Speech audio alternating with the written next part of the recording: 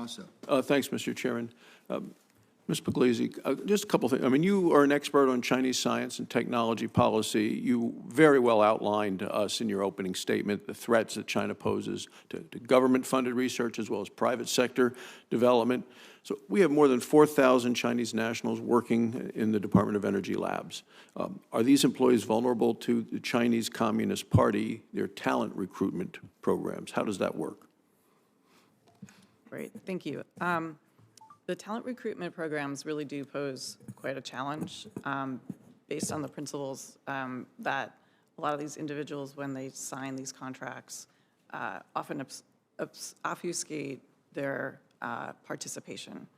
But I think, as I mentioned in my opening statement, it's really important as we go forward that we acknowledge the policies and programs that China has put in place and really focus on how our system and their system is different. And that's why it's important to talk about the human rights issues and the kinds of pressure that the Chinese government can bring to bear on individuals, especially, as you had mentioned in your opening statement, whose families are still in China. Now, I think it's a really delicate balance. And so some of these reporting programs, and also just following up on different affiliations and thinking through, I think the risk matrix is one of those tools that can be very useful because all research doesn't have the same amount of risk, right? And so it's important to not have a one-size-fits-all approach to this. But it also highlights the importance of really investing in homegrown talent as well. So thank you. So Mr. Turk, more than a year ago, I wrote to the department regarding the persistent threat of the Chinese foreign nationals when they're doing research on sensitive technology at our labs, a copy of the letter.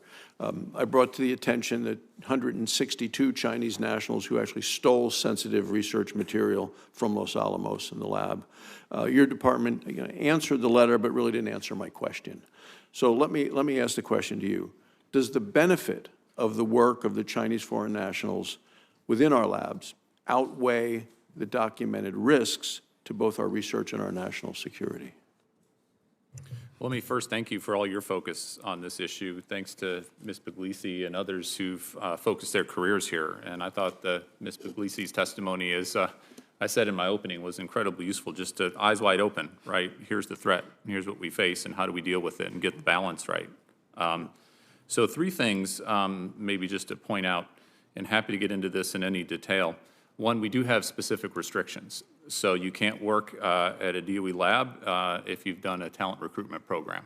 And to make sure that we've got that prohibition and those restrictions in place and trying to really think about not just what's called a talent recruitment program, but other ways that the Chinese government or others can get around that as well, so that we've got that eyes wide open on those specific prohibitions. Secondly, as was mentioned, we've got this science and technology risk matrix. This is going beyond what's under export control or what's under classification and making sure we're looking at technologies and, just as Ms. Puglisi said, doing a ranking of where are the most sensitive technologies. AI is one of the 6 sensitive technology areas that we have a particular focus on in this risk matrix and make sure that for those very sensitive applications we have extra protections. So it's a risk-based model along those lines. Third, we do have a counterintelligence unit at the Department of Energy, and all of our field offices cover all of our labs. So we are actively investigating and making sure that we're following up on any leads so that we can be as thoughtful and proactive as we possibly can. There is a balance here, just as you said, just as Ms. Puglisi said. It's a great part of our scientific apparatus that we have folks from all over the world who want to come work here, right? Leading scientific minds who, you think of Albert Einstein, you think of a number of others who benefited our country immensely, and we want to take advantage of that, especially where appropriate with open science, with areas that are fruitful for that kind of focus as well. It's also useful to note, I've got one statistic here, many of the folks who come here to work in the U.S., including in our labs, end up staying and becoming incredibly important parts of our ecosystem. So over 90% of top AI PhD students from around the world stay here in the U.S. 5 years after graduating, and that is a huge benefit. But looking forward to working with you further here. I appreciate it, because the good news is 90% come and stay, and then the concern is that there's potentially the 10% that do return Absolutely. to China, and how do we? Or have families there, as you've mentioned, and Ms. Puglisi has mentioned, and again, eyes wide open to take those threats to head on. Yes, Dr. Stevens, I don't know if there's something you want to add on this, but I'm interested in how foreign nationals from countries of concern, how they're vetted before they're hired in your lab.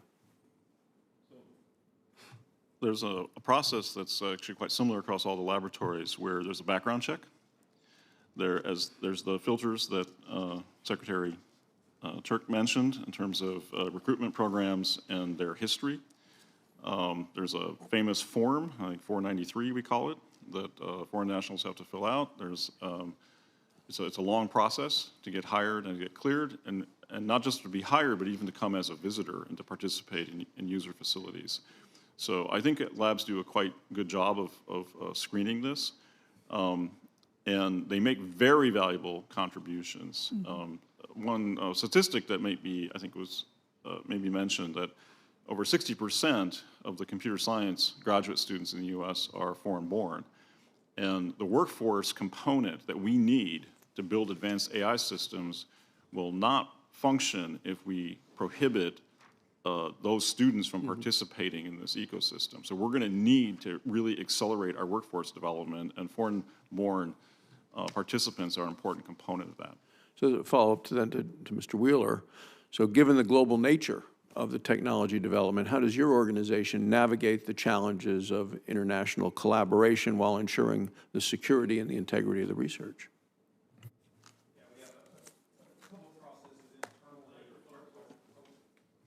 There we go, sorry. Much like the national labs, we have a very, a process for how we onboard talent as well. We also have, ongoing training, and that's mandatory. It's around global trade, and so it's very specific. Everyone gets trained around, what are the regulations around how do you interact if, whether it's a collaboration opportunity with anyone abroad, honestly. And so we have very strict control that manages what kind of technology can be transferred, who we work with, so very tight guidelines there.